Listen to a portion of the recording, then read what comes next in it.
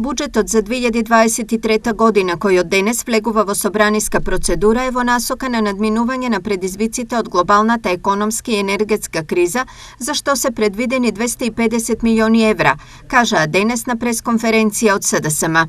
75 милиарди денари или 10% повеќе се зголемуваат средствата за исплата на пензии, додека 12,5 милиарди денари се предвидени за исплата на надоместоци за социјална заштита на најранливите категории граѓани.